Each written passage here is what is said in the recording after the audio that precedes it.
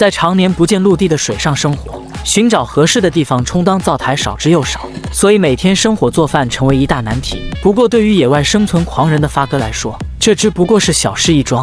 看看他利用树杈的位置点火煮饭，就知道发哥绝对是一名荒野老猎手才有的操作。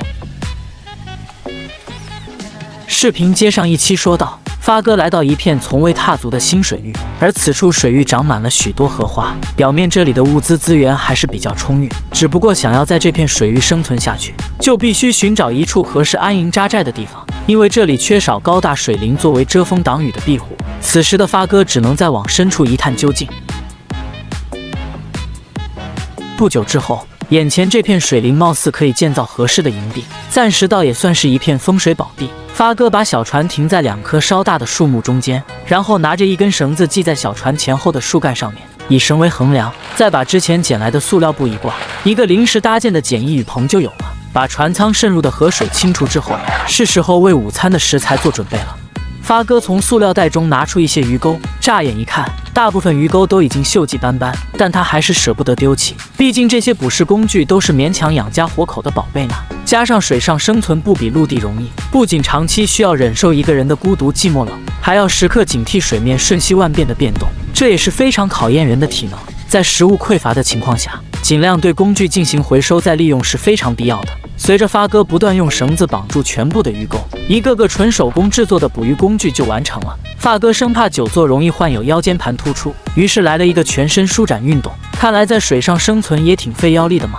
发哥补充了一些水分，磨好手中的开山刀之后，开始划着小船前往密林深处放置陷阱。而陷阱的设捕位置讲究一个天时地利，发哥很快就挑选了一处树头开始设捕起来。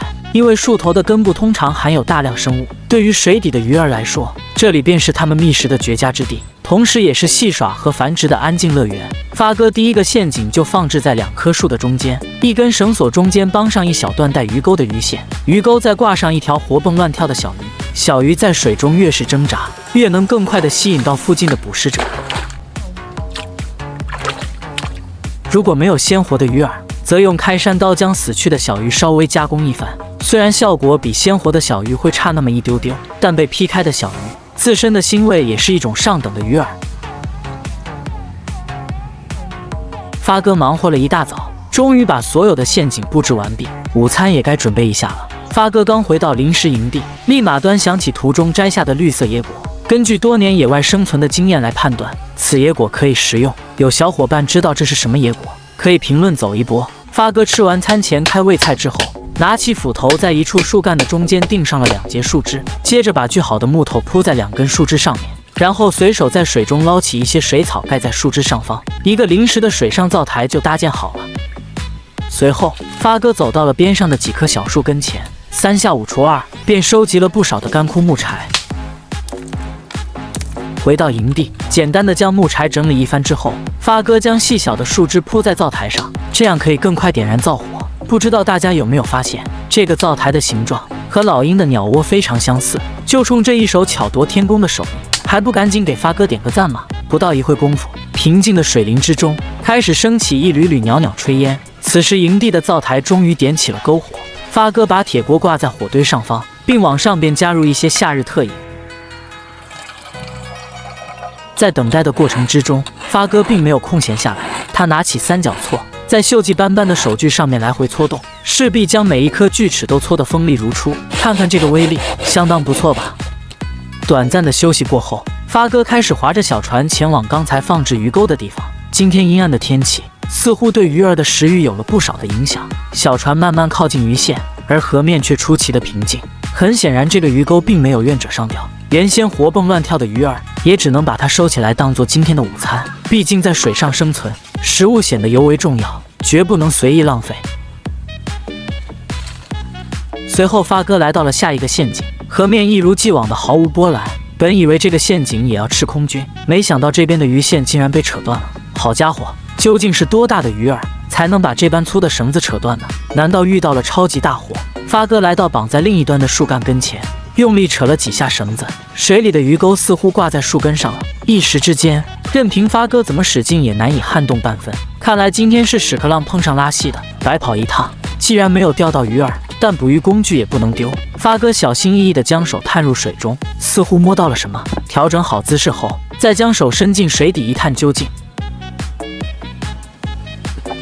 果不其然，有了新的发现，水底的鱼钩竟然挂着一条超级大黑鱼。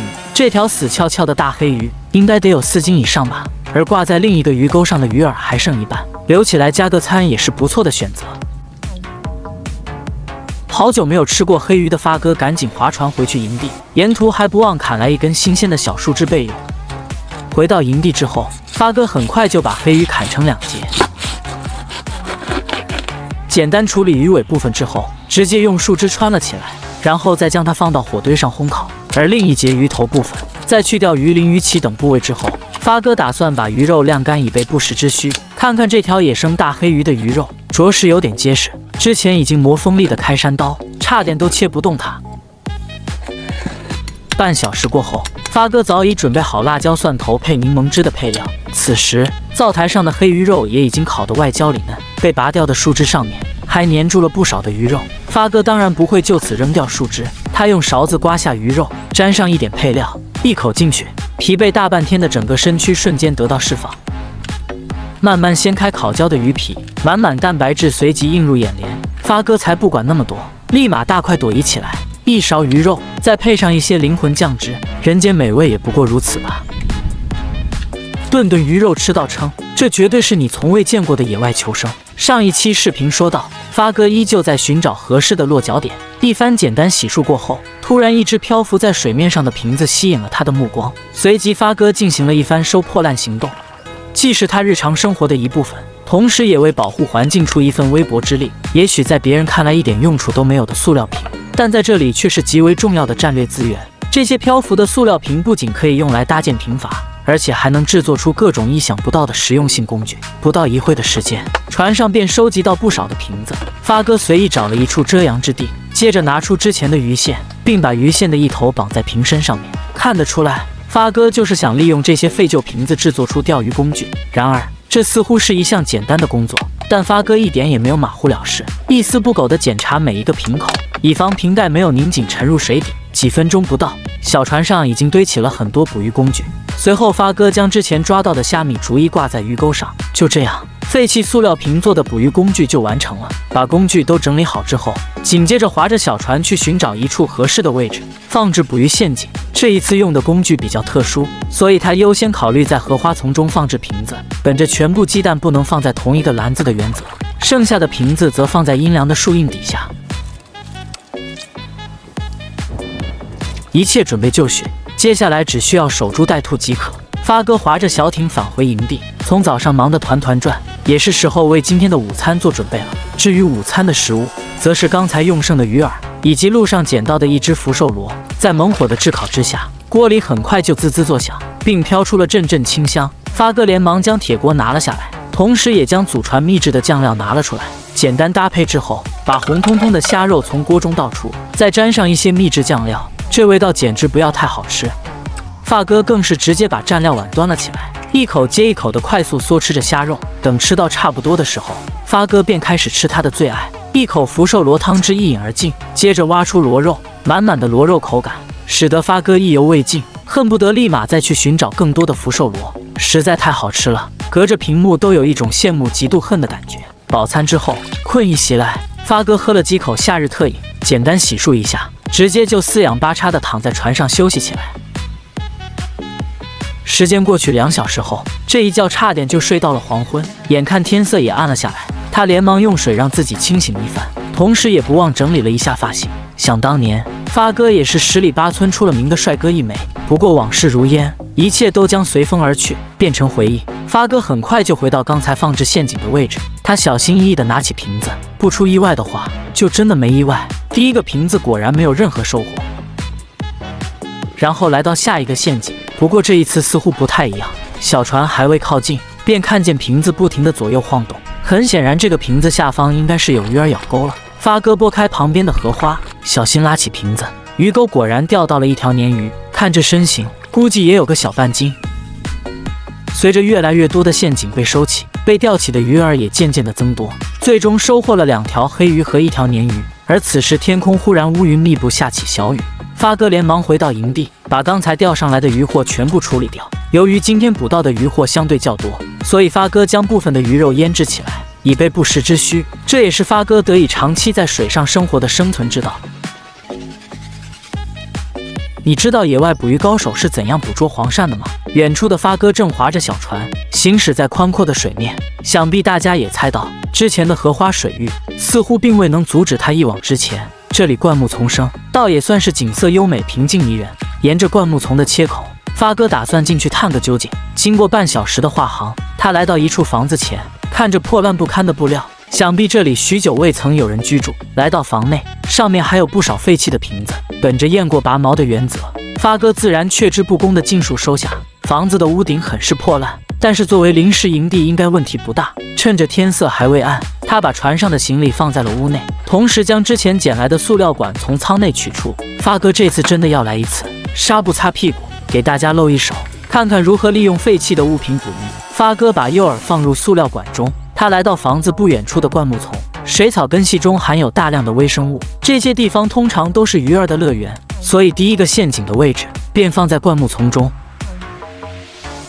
而之后的其他陷阱，发哥也不敢掉以轻心，他每一个位置都是经过精挑细选，毕竟关系到明天的吃饭问题，自然容不得半点马虎。但是水上作业并不比陆地轻松，等到他全部陷阱放置完毕之后，天色也早已暗了下来。返回营地，发哥悬挂起特制的太阳能灯，大量的蚊虫立马围绕在光源附近翩翩起舞，难怪这里没人住，怕是这些蚊虫能把人给吃了。随后他从背包中拿出蚊帐和吊床，把吊床的两端分别系在柱子上，外围再盖上蚊帐，这才勉强让他暂时有了安身之所。时间来到第二天，随着旭日初升，发哥终于从睡梦中醒了过来。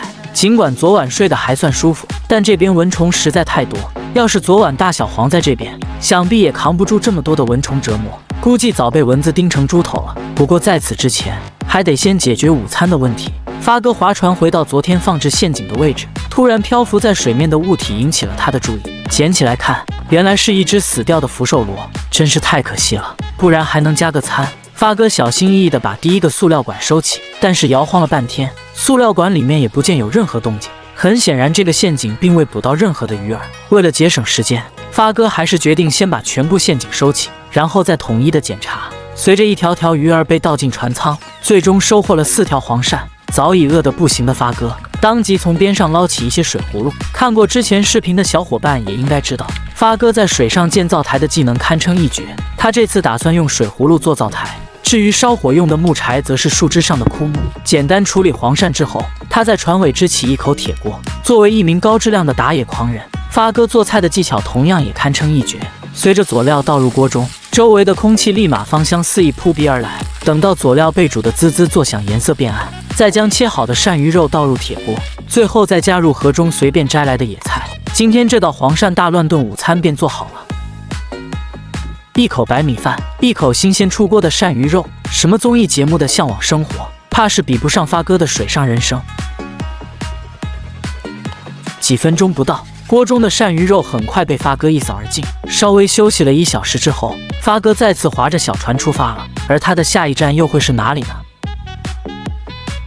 这个男人绝对是水灵生存的荒野大咖，居然在河面上用漂浮的水葫芦充当炉灶烤鱼吃，这可真是纹身师闭眼，秀了我一脸。上回讲到发哥用水管钓黄鳝的事，然而今天来到了新的水域，同样的工具却没有任何作用。幸运的是，方法总比困难多。此刻他的心中已经有了主意。只见发哥拿出一根木棍，用斧子在木棍上面咔嚓了几下，便将其表面修得贼溜光滑。紧接着有用锯子弄来了2根长度一致的小树枝，再把一小节小木块的中间位置锯出凹槽。许久未曾动手的发哥，一时间居然有点手生的感觉。不过片刻之后，发哥很快就如鱼得水，毕竟这些都是养家糊口必备的生存技能，早已刻在他的骨子里。接着用绳子将4根材料连接起来，使其形成一个 Y 字形的结构。转眼之间，新型的捕鱼工具架子便做好了。看到这别具一格的造型，有多少人能猜到发哥要做什么？端详许久之后，发哥从背包里抽出一张白色蚊帐，再把蚊帐绑在 Y 字形的结构边缘，一个巨型的抄网便制作好了。为了让抄网更加结实耐用，他还在树枝周边绑上了不少绳子。看着自己的最新杰作，耐不住寂寞的发哥，此刻内心也是雀跃欲试。他把抄网放下之后，他划着小船来到一处水草旁，待小船停稳后，直接将抄网伸到水葫芦底部，然后连同水葫芦一起抄了上来。可惜一顿猛如虎的操作，一看抄网中的收获都傻眼了，里面除了几个福寿螺，就只有2条小到不能再小的小鱼，属实是瞎子打蚊子，白费力气。不过发哥可不会轻易灰心丧气，很快就来到了另一个更大的水草之处。这一次他放缓了抄网的速度，奈何全部的水葫芦被清走之后，抄网中的收获依旧惨不忍睹，甚至出现了一条不知名的辣条，吓得他差点就把抄网丢了。接连的意外让他有些不冷静，要知道发哥可是这片水域的生存王者，什么时候受过这样的委屈？这一次他连船桨也用上了，收获虽然依旧惨淡，但好歹这次捡到了一个超大的福寿螺和一只小螃蟹，也算是一个不错的安慰奖。通过2个多小时的捕捞，发哥总算是明白了一件事，这片水域的物产可以说是屈指可数，怪不得之前的工具在这边不好使。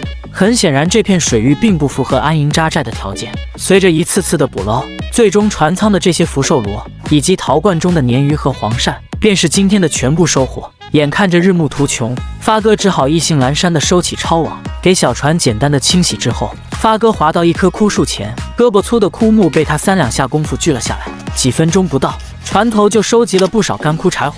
至于煮饭的位置，这次他没有选择在小船上面，而是用水葫芦作为煮饭的灶台。毕竟水葫芦到处都是，想烧多少有多少。但小船万一不小心烧坏了，那可真是当场吃席，救也救不来。望着袅袅升起的炊烟，发哥连忙找了一根树枝，简单处理一下就成了他的烤串。然后把鲶鱼穿进去，插在火堆上细火慢烤，剩下的就交给时间吧。趁着烤鱼的空余时间，发哥也没闲着，慢慢的把炉灶拉到开阔的水域，万一有个好歹，也能快速的处理。在炭火的炙烤下，鱼肉很快就变得外焦里嫩，弥漫在空气中的香味让发哥再也无法把持。他立即从火堆中取下早已熟透的鱼肉，大块朵颐起来。看发哥细细品味的模样，想必这鱼肉烘烤的相当可口。片刻不到就已风卷残云，伴随着夕阳西下，发哥又是过了美美的一天。本期视频到这里就结束了，喜欢我的视频点个赞关注一下吧，下一期我们不见不散。